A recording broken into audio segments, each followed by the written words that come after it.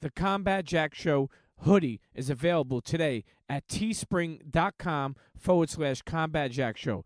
Get yours today in multiple colorways: red, blue, charcoal, brown, black. It's official. It's fresh. Get ready for combat over at teespring.com/Combat Jack Show and get your hoodie today. Shout out to those who copped the tee. It's hoodie time, and who knows what's next. Cheer. Get ready for combat. No escaping. Get ready for combat. Get ready for combat. Yeah. The Combat Jack Radio Show. Stand up. Hey, Internet, you tune into the Combat Jack Show. The Combat Jack Show. This is our special Thanksgiving episode. Happy Thanksgiving, Pete. Happy Thanksgiving, Combat. Yeah, what are you planning on doing? Man, just with the family, man. You know I love the family, man. Family's important, man. And, Thanksgiving. So we want to wish a happy Thanksgiving to all the Combat Jack Show listeners. This is I really love this episode, and I know you'll love it too, man. Rick Ross came through. He was under a time constraint, man, but I think we got the best out of him, and he opened up in the whole nine, cop that hood billionaire, Black Friday. Special shout out to France and Sav, young Sav, for making this happen. And Whole Maybach music crew. The whole MMG crew. Yeah, and for this special Thanksgiving episode, man, I definitely got to give a shout out, man, to A. King for putting this team together. To Jonathan Mena, man. It was just every week solid with the production, man. Brian Summers with the pictures, man. Killing it. Snapping them. Theodis Jones with this fly show bill. I'm saying in the office, the top office, we got Chris Morrow, Matt Raz. We got Matt Raz, and who else helps us out with this spaceship, man? Oh, I'm listening. Samir didn't work on this episode. You know what I'm saying? And all the people that has helped us. This episode was recorded at the Hangar Studio, NYC. Beautiful studio. Beautiful studio. Our first time here. I definitely see us coming back here again, Most definitely. And again and again. And Pete, man, thank you, man. This has been a great year, and let's be thankful. And I really thank you, man. This has been you've helped this show out. So great. I'm so grateful, man. I'm so grateful. And listen, Combat, thank you. Let's not get all no. Listen, it's Thanksgiving. Teary-eyed we have to thank. As my man, what's his name? Who? Penitentiary Rules. Oh, Kevin Gates. Yeah, I don't want no dick pulling here. Pause to that. But I will say this, Combat. Yeah. Thank you to all the internets. Thank you to the listeners worldwide of the Combat Jack Show. Thank you for the people that supported the Combat Jack Show merchandise. Thank you to all the blogs. Wait. What? Thank you to all the women. Like, do you understand? Every week, more and more women tune into the Combat Jack Show. And that's so important. I love it. Yo, Combat, honestly, Yeah. we're just real. It's Thanksgiving. Yes. We're thankful. There The you go. Combat Jack Show is thankful. There you go. Shout out to you, internets. Internets. We're out. Internets, you tune into the Combat Jack Show, the CombatJackShow.com. And you already know, man, this episode is brought to you by fine folks at Bevel, the first and only shaving system designed specifically for coarse, curly, and sensitive skin. So check out Get Bevel today. GetBevel.com and use the code COMBAT, COMBAT, to get 20% off your first month at GetBevel.com. That's GetBevel.com and shave like a fucking boss. Cheer. Speaking of bosses, internets, you already seen the show bill that Theodis cooked up. You already know what it is. You already know what the fuck we do. Internets. This is a guy, man, he started out, and at first I wasn't a believer. And he kept coming with that music. You might not have been a visionary, Combat. Nah, I was short-sighted, sir. I was be a visionary short-sighted. to see this far. But after a while, man, I got caught up in that wave, man, and I went from being a supporter to a fan. The internet's already tired about how I talk about how I appreciate your music. Internets. It's with great pride that I welcome to the Combat Jack Show, Mr. Rick Ross. Yeah, much love, man. I'm happy to be here. Salute to everybody tuned in, too. Yes, sir, man. Thanks for coming through, man. Man, it's all good. You've been hustling, man. Yes, sir. You're looking svelte, man. I know everybody's asking you about the weight, and this. Yeah. Yo, you're looking great, man. Yeah, you already know, man. It's that Ross fit. I've been getting it in. Yo, let me ask you something, though, man. I seen you turning them ropes, man. Them ropes in that video, that I can't fuck with them ropes, man. No, them ropes you got to get right. It's rough on you the first time with the ropes. The first few times, you know what I'm saying? Then, I caught on to it. What's the toughest thing? Like the bells? Like the bells or the running, or what's the toughest part about the fitness thing, man? You just the endurance, man. Everything dealing with the endurance for me, because I was just a smoker. I'm chilling. Right. I wouldn't even go to the mailbox. You know what I'm talking about? Yeah, so, if I was performing, that was my exercise. But, just to get the endurance up, it's all that from the burpees and, of course, the endurance. So, you got to do it all. You doing 100 burpees, man? No, I can't do 100. I ain't there yet. Now tell us what the program is, man. What is the Ross Fit program? Ross Fit is really CrossFit. Yes. That's just me putting my spin on it. You know what I'm talking about? Me being at the crib, inviting the homies over. We got music on outside, you know what I mean? You had a chef, you had your cute chef come over, you understand? With the crazy outfit? Of course, she looking wonderful. She just prefer, it's like you eating, the food tastes so good, you're not missing nothing. Right. You understand? So you really doing yourself the biggest favor, but you ain't missing nothing. You ain't craving nothing. I ain't tripping. But what is the thing that you miss the most, man? Man, ice cream? I'm still a big fan of that. You understand? And I still treat myself to what I want, throughout the week too. You know what I'm saying? It's just on the overall, I just cut back on sodas and all that type of, you know what I mean? Now, is there a difference in terms of your stamina when you perform right now? Most definitely. Yeah. Yeah. When's the first time you realized, oh shit, like I'm doing this? Yeah. I had done performed the hour show and was like, Yeah. give me 3 more. They like, boy, it's time to go. Now tell us about the Hood Billionaire, man.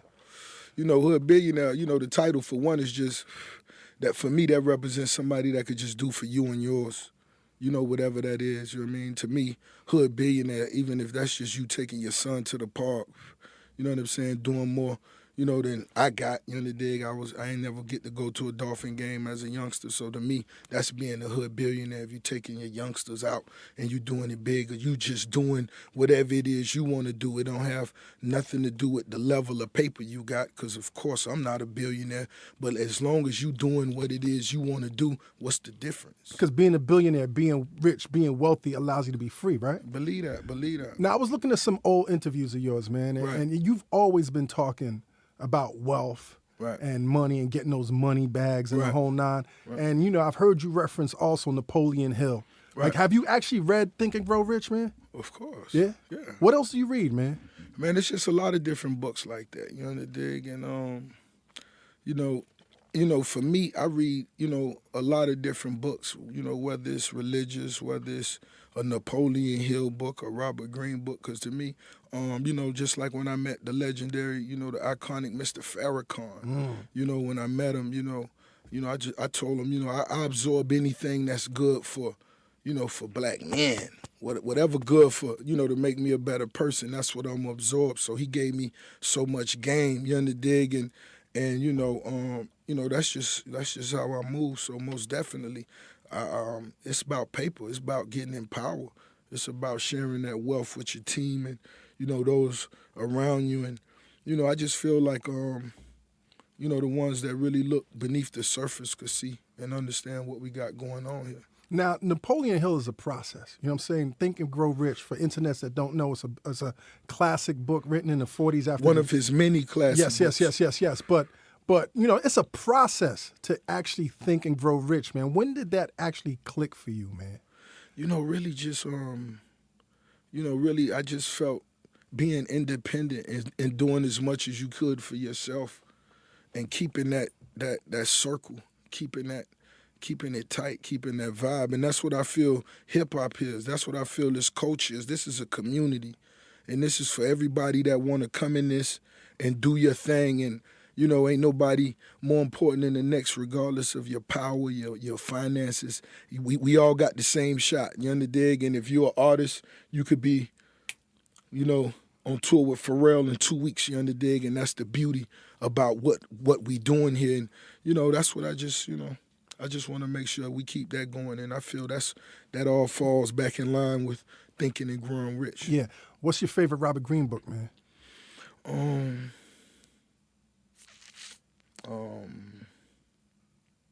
Mastery. Yeah. Mastery's actually, I'm in the middle of that shit right now. I thought my favorite was 48 Laws. No, that's elementary. But when I got to that Mastery. That's cliche. I wouldn't even, I don't even refer to that no See, more. internet. You see, Mr. Ross I right said, here I, is a I big actually, reader. I actually on my new album Hood Billionaire, I made a reference to it. I said, my dogs are but a law. Duct tape Robert Greene and make them read the Quran. Yeah, something like that. Y'all go get Hood Billionaire. Make sure y'all pre-order that. When does the album drop, man? November 24th. We're a few days out. Is that Black Friday? Yeah, that's most definitely that weekend. Okay, what can we expect to hear from it, man? This is that bass heavy Ricky Rose, that 808, you know the dig. It's real street heavy, you know the dig. I feel like Mastermind was real soulful, and I wanted to do some wordplay. This is more bass heavy, more anthem built, you know, more catchy rhyme, you know, chant, chorus rhyme type feel. Yeah. So in a sense, is this you paying homage to Miami and bass and the 808 sound systems from back in the day? In a way you could say that, because the second record, Coke Like the 80s, is most definitely a Miami record. I was only thinking about Miami on when you look at the track list and Coke Like the 80s. Yeah. Okay. Now tell us about your upbringing, like like the parents, like your household growing up. Man. Right. Man, I got the most beautiful mother. She a OG, she a boss. She been self-made. You know, my father passed away. He passed away from cancer a few years back, and you know, I was a little younger, and you know, they both was just G's, and you know, I do what I do. What'd your pops do, man? He actually, you know, he was real intelligent. He was highly intelligent. He was a professor at one time. Okay. And for some reason, he just stopped doing it. Right. And he was just kind of chilling for a little while. Do you regret the fact that, you know, as you got older, you really couldn't talk to him about that journey? Because for somebody to be accomplished, like being a professor, and being highly intelligent and taking that path, Right. they had to have known something or seen something or experienced something. You know, that an intelligent person, it takes an intelligent, brave person to change tracks instantly, you know what I'm saying, or drastically. Most definitely. I feel like it just takes somebody that's a believer and a gambler at the same time. You can't be scared to gamble, especially when you're gambling on yourself. Yeah. Fuck it, roll the dice, you heard me? And your moms, what your moms do? You know, she was most definitely a OG. You know, she come from the country, Mississippi, and she just always grinded hard. She was just always a grinder, a hustler. And she gave me the game. And you guys came from Tennessee or close to Tennessee, right? Yeah, my mom, she moved from, you know, my dad was from Florida. Okay. My mom was from Mississippi, and when they got together, they moved. You know, he moved her down to Miami, and whatever they was going through at the time, she was alone when she was pregnant with me, and she just went up 2 weeks before she had me back with her family, had me.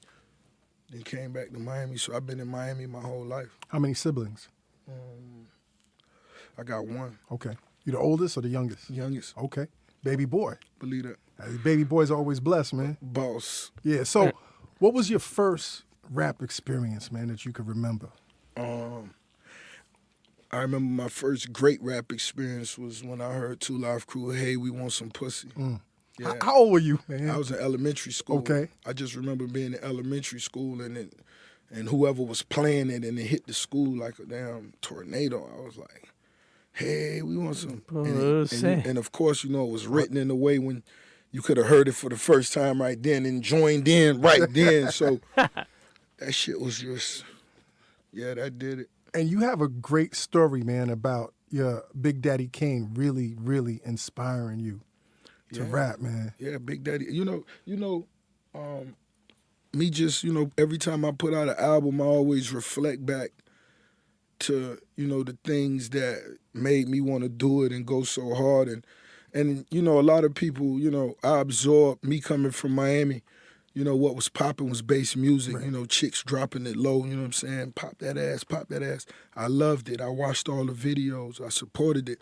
But at the same time, I felt like I'd be standing in a crowd and a party and I'm thinking about trying to get my first $100,000. You know what I'm saying?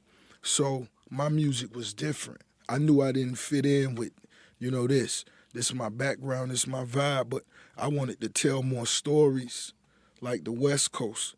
I wanted to, dress like them dudes getting money on the East Coast. And those were the dudes that, I supported. This was all a part of the culture to me. I would buy your CD or your vinyl based on your cover, just knowing that's the vibe. I want to hear what he got to say. You know what I'm saying? And that go from me buying King T album, the E40 projects, of course the Ice Cubes, of course but I'm talking about the dudes that were overlooked. So when I be in a record store and I see a dude, McGruff CD, and just because he had on wood frame Cartier shades on the cover, let me get that too. Yo, I'm glad you said King T, man, because that's one of my favorite underrated West Coast rappers, man. His cadence, his bounce, you know what I'm saying? He had that energy. Better believe it, you know what I'm saying? That vibe, that respect, you know what I'm saying? And that's why I try to mention those artists, and that's why you hear the Project Pat on Elvis Presley Boulevard, and you see me making those type of moves. Now, I shouldn't be, but I was actually really surprised at how much of an influence Cool G Rap was on you, man. Oh, man, that was... That's Roads to the Riches. I was Truck Like Sex. You know what I'm saying? I was a youngster looking at it. I'm like, damn, this it right here. This it right here. The Juice Crew, that whole era. That whole era. Them videos, the vibes, you know what I'm saying? Just the whole movement. You know what I'm saying? He just stood out. He always represented. I love this lisp. And, soon as I got in power, soon as I got a little paper, I flew him down to the crib. Now, how was that, man? Was that your first time meeting him when you flew him down? Yeah. I just reached out to him on some G shit. Hey, boy, I got a money bag. Come down here and fuck with me. You know what I'm saying? And just come in the studio, you and your man, y'all just come fuck with me. This how I do it. He just sat there watching me record, and we recorded 4 or 5 records. I believe we released 2 or 3. We still got another 2 or 3 on ice. Now, as you progress through your career, right. Like most rappers, most artists, most people that do what they eventually do as a career, they started off as a hobby. Was it a hobby for you, or was you just destined to do this, or was it just like a side thing? When I first began to do it, it was really one of my homies. It was really one of my homies that was pushing me to do it. It's because he had an older brother that was DJing and fucking with vinyls and shit, so he was pushing me to do it. And what's crazy is the last song on my album is called Brimstone. It's a collaboration with me and Big Crit. Oh, word. And he was a soulful, he had my homie who I'm talking about, he had such a soulful vibe. I asked him to come and ad-lib the Big Crit record. And right now he's incarcerated. They offered him 60 years. He faces 60 to life right now. So when you listen to the record Brimstone, you're going to hear Big Crit, and you'll hear another voice that's under that. Shout out to my partner, Bishop. In doing my research about you, the one thing that kept popping up was that you do an impeccable job of staying in touch and reaching back to the people that influenced you or put you on or helped you out when you needed a hand. To me, that's what it's about. Getting paper. When you getting paper and getting in power, especially in this position in the game we playing, when you see Rose, I ain't just feeding Rose. You understand? We got the squad. We got the team, man. You know what I'm saying? We going hard. And when you see what this for, when you see how many kids this is and how many kids they feed, you got to respect this. You understand? And when you see this video, we dropping the video early tomorrow. World Star. It's called Trap Love. It's myself, Yo Gotti. And man, this is a powerful video. This is a very powerful video, and this is one of the records I'm talking about. Most cats that I know, because I've been in the industry and I've experienced a lot of shit, but a lot of cats, man, come in the game and forget their past. Like, there's not a lot of loyalty in the game, or at least from my experience or from my observation, man. Where do you get that strong sense of loyalty from? That's how I was raised. That's how I was taught, you know, to dig. And, you know, shout out to Kenneth Boobie Williams. When you hear the introduction to my album, that's my partner. That's who gave me game. That's who, you know, raised us. That's, you know, who we looked up to in Carib City. That's who, you know, got us our first pair of shoes, so on and so forth. And he was indicted and he was on the run for a little while. He made America's Most Wanted. And he has been, you know, offered so many different times to be speaking on TV and such, and he never spoke to no outside outlets. That's just the code, you know, the code that he lived by, and it's the first time he ever did. So on my 7th, and man, I'm just proud of that. I'm happy of that. Yo, tell us about the young rapper Chill Will, man. That was, you know, that was me, of course, you know, early. That was just, I felt like Chill Will, that was, I was the, you know, the imaginary third member of EPMD. You know what I'm saying? That you got to chill. You know what I'm saying? That fucked me up bad. You know what I'm saying? I even cut that in my head. You had They charged me an extra $1 for that when I was a shorty. Well, you had EPMD or you got to chill? You got to chill. Yeah. So as a young rapper, as a young MC, man, you're borrowing from all these styles, man, but what was your persona, man? I mean, you were the third member of EPMD, but were you really living out like that EPMD life? You know, when I was a shorty, man, I was, you know, where we came up at, man, you know, in the middle of Carib City on my block and where we was from, it was dudes that was getting paper. So, you know, I remember being this tall and standing in front of my first 500 SEL Mercedes and seeing that the windshield the headlights had their own windshield wipers. I remember seeing that like, damn. And they sprayed too, and they sprayed the windshield wiper fluid. So, you know, this is my partner, Jabbar. If you go back to my music, Fonzo, you know, that I talk about in John Doe, he out the feds now. That's who on the road with me. I just posted a picture of him, and I said, this is the same pose we did in the 9th grade. You know, these some of the dudes that was labeled being some of the biggest hustlers, you know, coming out of the city, you know, KD and Black. So I was around, you know, hustlers my whole life. You know what I mean? So I had Shaheem Reed down at in Miami a few days back. Yeah. And, you know, I let him see a few pictures, and he like, man, you won't post these? I say, nah.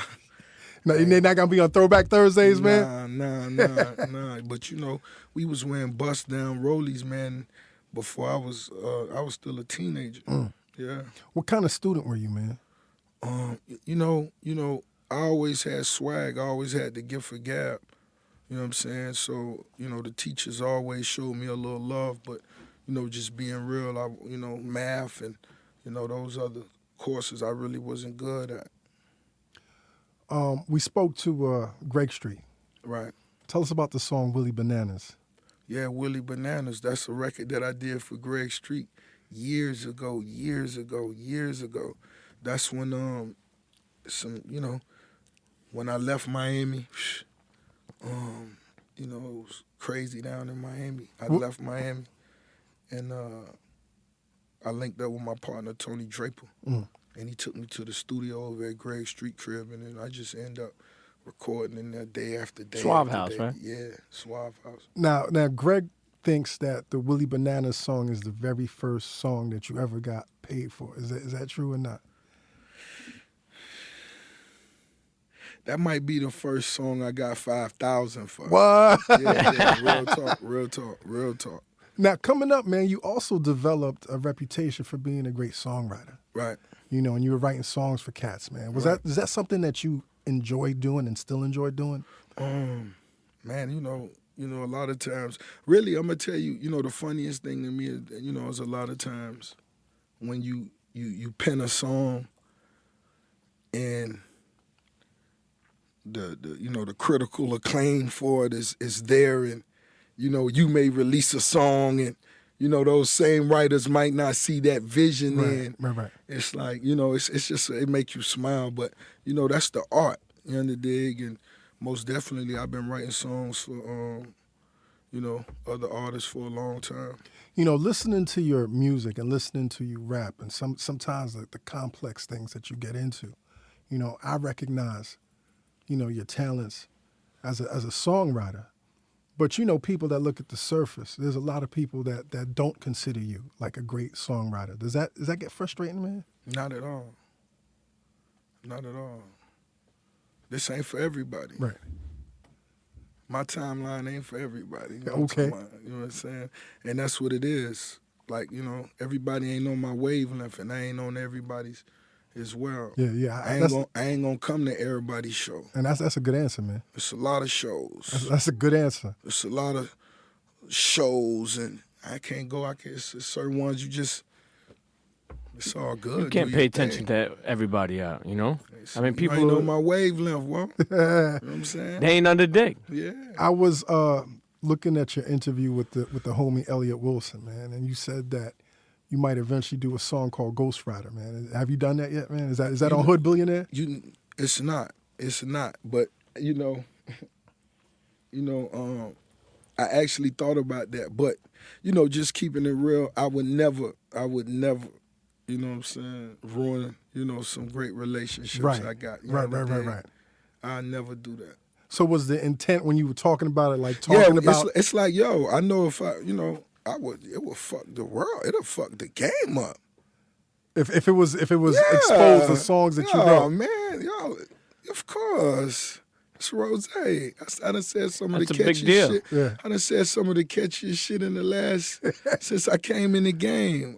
I changed certain patterns, and it's certain, you know. But it's all good, you know.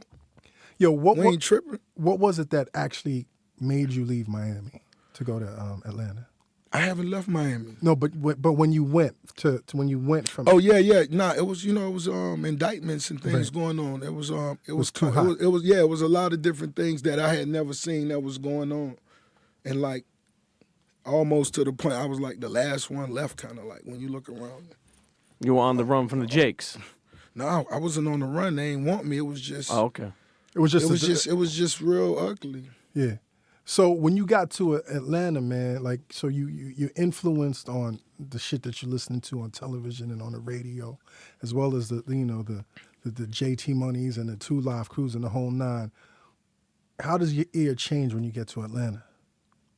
Musically, just, you know, the beats, the tempos, you know, the way they approach records. You know, because I'm surrounded, I'm in the studio, I look up, I'm in the studio with a young Jazzy Faye. Just produce hoes in the club, showing love. You know, I'm sitting around, I'm doing this. And you soaking that up? Yeah. I'm sitting next to a young Polo the Dawn. This is when he Jim Crow. This is when he Jim Crow. He didn't even know, I don't even think, he was just producing that. You know, so it was that type of vibe. When I listen to the music that you do and the music that you basically oversee, you know, I always wonder, man, do you also produce, man, or do you have a talent for production? I don't produce. I can't say I produce. Right. It's just my musical acronym, and that's a word I'm proud of creating. If it's a word, y'all let me know. If not, acumen. Acumen. Yeah, ACUMEN. Nah, fuck that. Yeah, acronym. Yeah. You don't need to be a word. You're making your own words You're up, a boss, Ross. right? You're a boss, right? Fuck that. You're making your own words up, Ross. Fuck that. Yo, Ross, man, you know, on the journey, there are times where you get these breaks. Right. And you think it's the biggest break. Right. And then you realize it wasn't, and there's disappointment. You know, was that the situation you went through your prior deals, like with the Suave Houses and the Slip and Slides? Did you think you had made it? Man, you know, just being in Miami making the music I was making, you know, I remember having the vision and feeling like, you know, I could be a huge success. And when the majors did come into the city, I remember, you know, the A&Rs and Atlantic Records and coming, they signed Pretty Ricky. And, you know, I was just sitting there like, we got to go hard. We got to approach this, you know. You know, and that's just, you know, I play chess, so you know what it is. Were there any points, man, where you was like, yo, man, we might not make it? Of course. Yeah. If you don't say that, you haven't really put in work. You can ask the Navy SEALs, they say that every day. You know what I'm saying? But if you've pushed yourself over a decade, it's like having a job over a decade and never got paid, but you get up and go to work, never took a sick day. Damn. At some point, you actually tell yourself, if I didn't love this, the day'll be my last day doing this. But what kept you going, B? Because, the old adage is it takes 10 years to become an overnight success. Right. But there's only a few percentage of people that stay that course, man. What kept you on that course? Man, just the fact I loved it. Right. If it wasn't for that, I would have stopped. Right. Now, your people are telling you you're good. But did you really, really know you were good, man? I did. I'm one of them people that, and even if I'm not the best now, I will be. You know what I'm saying? Because whatever I got to do to become number one, I'm going to do it. But once again, man, because, like I said, very few people really have that knowledge of self or that awareness, man. Where do you get that from, man? Maybe that's what my dad did give me in between his, his in and outs. Maybe that is, but whatever it was, that's what I want my music to give you. I want you to feel like you worth more than you think you are. Your job may tell you make $20,000 a year. I'm gonna tell you worth $250,000. And if you don't understand that, you could be weak and do what weak people do. But you're a buster. Shut up. Go stand over there. You can't hit the blunt. Yeah. Now, did you have people saying, "Yo, Rick, man," won't people that didn't see your vision and were like, "Yo, Rick, come on, man, let's do something else"? Because that's hard. That's hard when you already at that limit and you trying to go hard, but shit ain't working out, and then your people are like, "Yo, man, sir. It's so many. What I do think about though is all my homies when we started making music, that was much better than me. That quit. Better than you. Yeah. Yeah, they had started much earlier than me and was better than me and was writing better choruses and catchier ideas and they quit. But what made you stick to it more than these other guys? I believe it was just the fact that I love the game. Yeah. That's crazy, man. So, we had Memphis Bleak on the show. Right. And contrary to what most people believe, your first video was in his video, right? Yeah, one of my first videos. Yeah, I was in Memphis Bleak video. Was it the Right Here video? Yeah. Yeah, and what's amazing is you were virtually unknown, and Right. and Pitbull was also unknown. And y'all, like, how is that, man, coming up with unknown cats? Right. And y'all in the grind together, and then on the other side of the spectrum, you see each other, and now you're, "Yo, what's up?" It's just it's just a mutual respect, a mutual love. You understand? Me and Pitt, we don't speak as much. Right. But, we never did. But when we seen each other and we did speak, we always kept it genuine. We always supported each other. So when I'm walking through the airports now, when I see a Latino magazine with Pitbull on it, I buy it. In a white suit. Yeah, I buy it. Right. That's my whoa, you know what I'm saying? So, that's just what it is, and that's what you're supposed to do for your city. And I think it's also great, man, that in that circle or in that class of like the unknowns, you also came up with Kanye, man. Yeah, me and Ye, we met early in the game. I believe he wasn't even getting 5 G's for a beat at the time. I should have bought shit. Yeah, you had the opportunity, right? Yeah, I should have bought a few of them. But you seen the genius in Kanye early, right? yeah, right there. Yeah. Right there. But did you think Ye was also a little crazy? Of course. Yeah. He was a little optimistic, you know what I'm saying? I remember I had a conversation with Kanye, because I know him as a producer when he used to produce for Derek Angeletti. And I remember he was telling me, like, right before the Blueprint, I'm going to be the greatest rapper in the world. And, I'm not one, like you, man, I definitely want to support people's enthusiasm. Right. I was like, nigga, Right. nigga, come on. And that's the type of dude he is. Right. You know, he not gonna put a salary cap on himself, and that's what you gotta love. And when me and Kanye met, we was actually in the studio, and he was producing for a certain artist, and I was writing the raps for this certain artist. So when we would finish a song and give it to this certain artist, we would go and chill and chop it up, you know, and that's how we developed our bond. Right. And, you know, we had got, you know, cool and to the point where we even discussed him executive producing my whole first album. How crazy would that have been, man? How different would that have been, man? You know, I just feel like, you know, everything, you know, fell in place, and Right.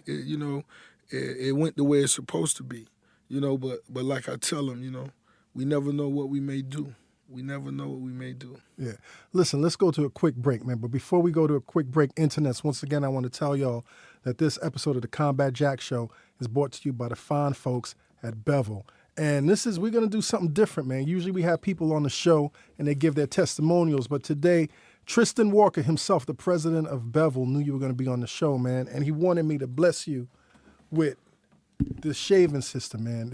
Check it out, man. Let me hold it. Make sure you get some pictures with me and leak them. So as Ross fumbles with this package, internets, you know what it is, man. Bevel is the best shaving system on the planet. Go to GetBevel, GetBevel.com. As GetBevel. Punch in the promo code COMBAT. That's me, Combat Jack, COMBAT, for 20% off all of your supplies, man. Listen, I don't have no razor bumps.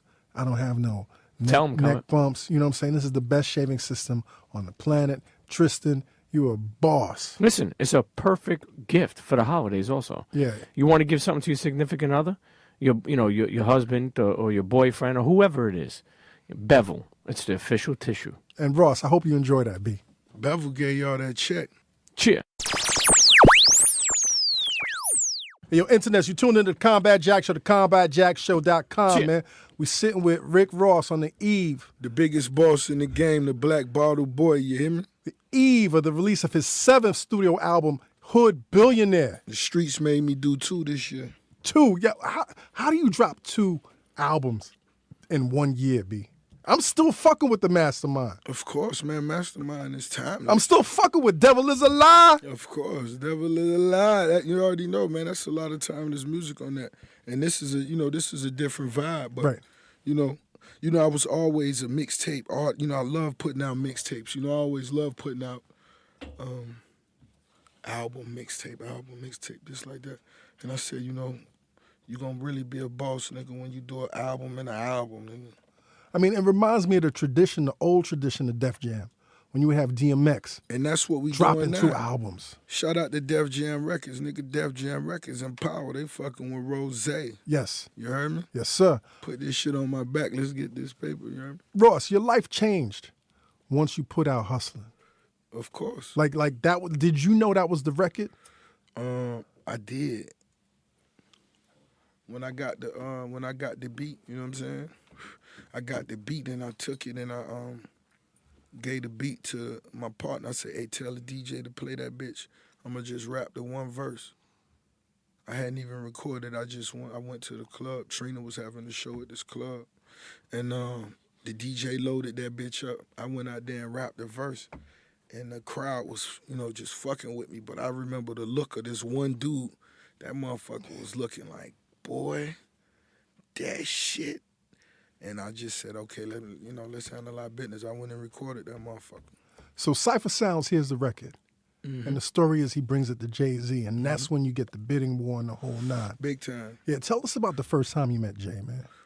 Big time. You know, the big homie, he called me up. And the first trip, I ain't even come. You know what I'm saying? Why not? I was just like, you know, at the time, man. I'm getting high right now. I'm getting the second hand right now, Pete. That's good. Shout out to MC. You want some water, man? Yo, get some of that. Get some of that black bottle, B. Man, I'm good. Yeah. But That shit smell good though, man. it's the best. Yes. Only the finest. Okay. You know, so I believe you, man.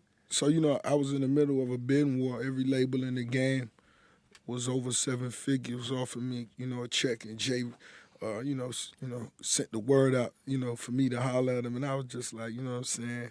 He just want me to come holler at him. He ain't gonna come with the bag, man. And you know, It's all about that bag, right? Oh, most definitely. It's all about the bag. And I was wrong. You know what I'm saying? Not only that, the homie had a whole layout, a whole plan.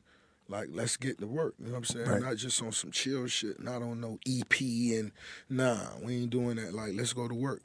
It seemed when that record just came out, man, that his cosign was so crazy, man. Like the J cosign is really what got a lot of people, even though the record was crazy, but the J cosign, I just remember in the industry, was crazy, man. Did y'all hit it off instantly, man? Yeah, we did. We did. You know what I'm saying? We did, and not only that, Jay got real hustling roots, back to Miami. So y'all talk that shit. not only that, we got some things in common. Okay. We know a few people. What is it about the chemistry, man, with you and Jay when y'all get on them records, man? It's like, my nigga, he fuck with me, I fuck with him, you know what I'm saying? And it ain't no foo-foo rap shit. It ain't because, you know what I'm saying? It's just on some real shit. Homie just, he's straightforward, and it is what it is, you know what I'm saying? Everything he ever told me, you know what I'm saying? It's been 2000. And even if he never did another verse for me, you Right. can't be, I don't fuck with niggas that's, if nigga don't, you an artist. If a nigga don't do the verse next year, he don't fuck with you. Nah, my homie can't do another verse never for me again. Even if I ask for 10 of them and he tell me 10, no, I can't do it. 10, that's still my You dog. good, yeah. Yeah, real niggas, that's how real niggas stand. That's just how it go where I'm from, yeah. Yo, but the level of like the artistry when y'all on those records, man, is it also like a competition, man? Of course, we popping that shit. You know what I'm saying? Y'all pop shit to each other. I'm about to burn you, Jay. Nah, he up on his, he do his thing. Jay will walk right in the studio, do a verse. All right, boy, much love. And you like, hold on, this shit moving too fast. Hold on, play this shit back one time. You know what I'm saying? So it's like, that's how he do it. He came in and just freestyle Freemason verse, and it was like everybody the fucking engineer. Yo, what's your favorite collabo with him, man?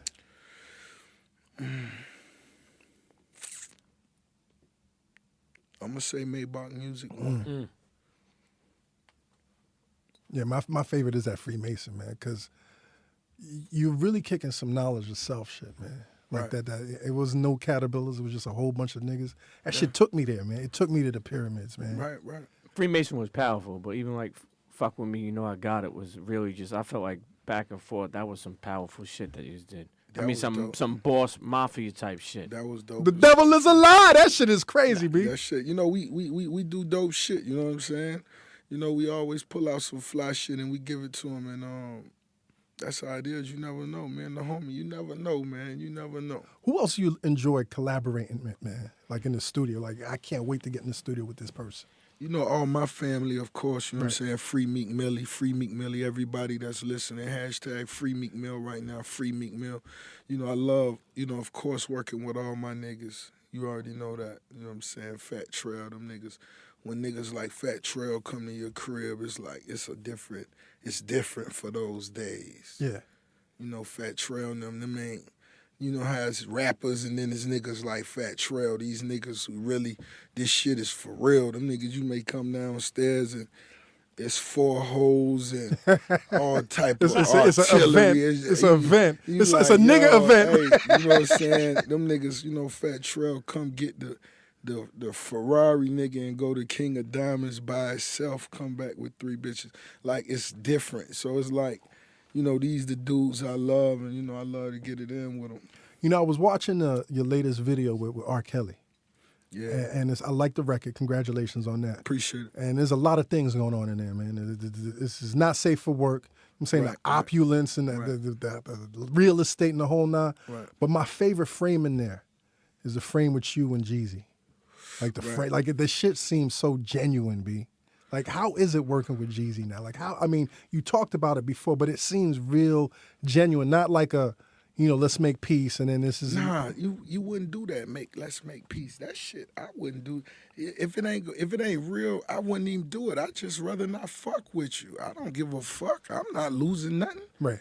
We both getting our own money. Why you don't gotta do no fake let's make peace and then another nigga flip out on you the week later. You know what I'm saying? That ain't what it's about. Right. But me and Jeezy, we was always cool, before we ever had an interruption. We always did records, especially, between each other with DJ Khaled. Right. He was always in Miami, and it was vice versa. Sewing them records up together. You Right. dig? We always fuck with each other like that. And you dig? And so it was always a mutual respect, even when it was hot. I mean, when there was a misunderstanding, it was what it was, and we kept getting money, and it worked its way out. That's what it did. It's worked its way out. It wasn't about us or nobody, putting us together. None of that shit. It just, it was what it was. Yo, congratulations on being on the Forbes list again. Much love. I read the article. They called you the chicken boss, and you own 9 Wingstops across the country. Yeah, it's the number a little different, but it's all love either way. Aren't you franchising them out now? Like, aren't you franchising? It's not only owned by somebody could come and buy it? Yeah, most definitely. You could come get your Wingstop through Rose. But you got to have a minimum of 600,000 liquid. You got to be liquid. See, that's That's what it said. That's corporate policy. Okay. My rules are a little different. Okay, what's so that's why you may want to. We'll talk off air. Everybody, you know what I mean? Yo, the Combat Jack franchise. That's what we do. That's what we do. Right. Now in Memphis, because that's where you have most of your Yeah. Why Memphis, man? Because that's where my mom, a majority of my family from, Mississippi and Memphis. They sit right next to each other, so I got so much family there. And so, it's all about family. That's what you start with first, and then you bring in everybody else. And you gave so many people jobs that they gave you a key to the city? Yeah. Did you believe that shit, man? Man, when it happened, I just had to, salute, AC, the mayor. It just let me know how in touch Memphis is and, just how important this is because it's most definitely a positive thing, And, not only when you bring jobs back to the community, but you bring another type of energy. You know what I'm saying? When we walked through St. Jude's and we, we seen them kids and, Roseanne there, it's just a whole different type of vibe. You know what I mean? And that's why I felt it was so important to, start right there. What's your first experience, man, with Wingstop, man? I was at the barber shop and the dude walked in with them lemon pepper and I smelled them. And I said, what that is, Well, have you ever thought about even doing your own flavor, like a rosé wings or like somebody? I was smoking one night not too long ago, right? Probably last night.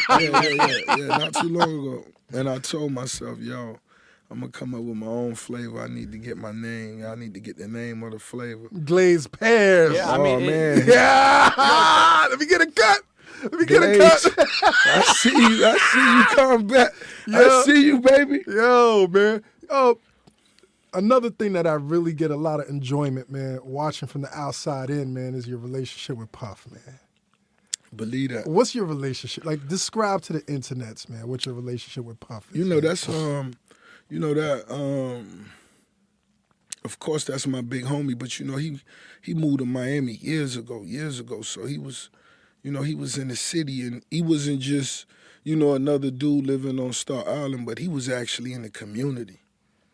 That nigga was actually in the streets, not just going to the clubs and balling, but he was doing certain things in the community that, these basketball niggas and a lot of niggas, you know what I'm saying? That actually even live there. Yeah. Right. You know what I'm saying? That they wasn't doing. So, me, I always been one of them type of people. That's what I'm watching for. You come to the city, what you doing?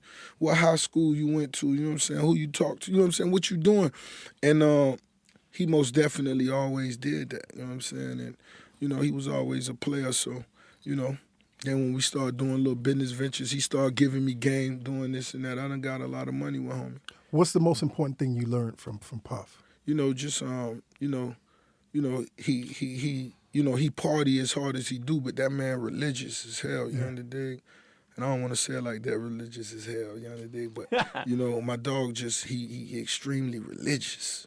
And you're very religious too, right? Yeah, most definitely. God is great, but Puff makes sure you're on the dig, and That y'all pull out that Bible or y'all start no, sitting some verses. he makes sure that that's at the end of the night he bring that up some kind of way when all us sitting at the table eating. It'll be a part of the conversation. And, he's just a true hustler. Yeah. His family, his kids. He got it. He a great example of how to handle that. When you remade the Biggie track, Right. what was Puff's like blessings to you? What was his talks with you about that? When I took the vocals, he didn't even know. At first when I had the vocals, then when I heard it, Puff, he was just vibing to it, but he didn't say too much. He didn't go crazy over it or nothing like that. And I respected that, because I know as he listening to it, he can't help but think of course, the greatest. Yes. And of course, my shit ain't, and of course, just the memories of the greatest at the same time. I respected that, but I just wanted to present it. And, I most definitely presented it to D-Rock and, all the team and, just to get the blessings, from the team. And they gave me the blessings. D-Rock said he rocked with it. It's funny because, like, I was speaking to Greg Street, and he was explaining how much I don't think people understand how you're a fan of the greatest rappers. Yeah. You study the craft. Yeah. And that's why you could go from one extreme to another on a lot of these things. I could, you know what I'm saying? I loved, whether it was, Slick Rick, Children, just, that Slick Rick album, and I could go straight to Riding Dirty. You know what I'm saying? I could go back to Death Certificate. You know what I'm saying? You could go to Illmatic. You know what I'm saying? You could go back and forth. What's your fascination, man, with the Maybach? Like your love affair with the Maybach, man. You got to think about it, man. It's like, imagine being a fat nigga that walked to school and you had to walk kind of far. All right, I'm going to do this shit every day. All right, that's cool. But when I get a car. And you a big car dude, like the Cadillacs and the Chevys and all of that. I want that bitch can't even fit in the garage. Curtains. Too big, you know what I'm saying? And really that's what it was. Yeah. You know what I'm saying? And what kind of air freshener is in the Maybach? Oh man, I don't even know this week. It changed weekly. Pear? Yeah, it changed weekly. That pear popping. Most definitely. That pear popping. How do you feel though about Mercedes, canceling that line, the Maybach line? Me, man, however it go, I look at the good in it. Because as soon as it canceled that line, everybody who did have a 57, that shit went up in value. You know what I'm saying? They want that Maybach more than ever now. Right. Everybody can't have it now. Everybody can't have it now. Right. So so could have been a good thing. You understand? So, that's how life is. Once life throw you curveballs that you can't do nothing other than accept, you gotta accept it. Right. That's just like if you woke up and your damn right leg was gone. I mean, gotta I'm work gonna it out. smoke a blunt and work it out. Man, you might love you what, but niggas strengthen that left gotta leg. go shopping for the iron rod now. You know what I'm saying? Ross it up. Yeah, Ross, you crazy, man. We ain't finna wait 3 weeks in a month. Which one you want? Which shoe you want to put on that bitch at the bottom? Get one of them gator prosthetic legs. Yeah, so it's just real talk. It's crazy, man. It's just real talk. You know, I know we're running out of time, man, but I got some more questions to breeze through, man. Let's do it. As a boss, right? As the Maybach boss, as the MMG boss, man, how difficult it is, man, to manage so many different personalities, man. Stolly seems even kill, you know what I'm saying? But you never know because he's an artist. Right. And then Wale crazy ass, you know what I'm saying? Right. And then That's Meek, my dog, Meek, do you ever get annoyed like Meek? Calm the fuck down, my nigga. Never, man. You got to understand these niggas is bosses themselves. Right. You understand? And when you get to know them, you understand them. You know they all love each other. All these my woes, all these niggas, my niggas, man. I ain't even say gunplay, man. You know what I'm saying? Like, of course, that's my nigga. You know what I'm saying? All of these niggas is crazy in their own way, but we all. We all blood, baby. We all family. You're like a big brother to some of these people, even like a father. Like most no disrespect definitely. to them. And you got to realize, all I ever did was tell you, positive shit. You know what I'm saying? Let's get this money. But I done made niggas, we millionaires. But you know the nature of men. Even though you help men make money. Yeah. Does it ever get to a point where sometimes one cat might challenge you? Nah, you got to understand when you respect a man as a man from day one, you shouldn't have those problems. Right. And we are men before anything else. You underdig? And everybody got their own freedom to be a boss. You do your album, your music, record. You handle your business. You handle the budget the way you want to handle it. You a boss within your own right. And long as you do that, they respect my mind, and it's vice versa. I think it's such an interesting team. How do you even how do you even have the vision to put a team like that together? You know what I'm saying? How? That's just that's of course, how do you choose, for example, Stolly is very talented, and he's a good brother. We've had him on the show. Right. And I hear that the album Ohio that's about to drop is crazy. I got a lot of respect for him. Yeah, it's in the stores now. Make sure y'all pick up that. You know what I'm saying? Hit Stally up on Twitter, @Stally. But how do you say, I want that man on the squad? Him being dope. Right. Him being fly, you know what I'm saying? Fresh to death. Yeah, him being a great representation of the culture. You know what I'm saying? And that's what he do best, represent the culture. He's a great thinker. He's a solid black man, you know what I'm saying? A great father. He one of those type of dudes, a deep dude. He has so much more to open up and tell people, you know what I'm saying? I feel this is just the beginning for Lil Homie. So let's play one-word association. I'm going to mention these names, and then you tell me one word about them. So, Wale. Wale, passionate. Meek. G. Stali. He's most definitely fly. Gunplay. Crazy. He's still crazy, right? Of course. But is Gunplay brilliant, man? Is he brilliant? Because he's very. Yeah. Any dude that can accumulate what he's accumulated, you wouldn't know Gunplay owns the amount of cars he owns, his Mercedes coupes, and you wouldn't know that. You wouldn't know that because that ain't what you. And he don't even, he ain't even tripping on that. Right. But he has another value. He has another type of value. Okay. That he doesn't show in public. Yes, of course. Right. I want to ask this question, and it's not really to spark the controversy, but it's really out of appreciation. When I first really started hearing about you, other than the hustling, was when you had that back and forth with 50, right?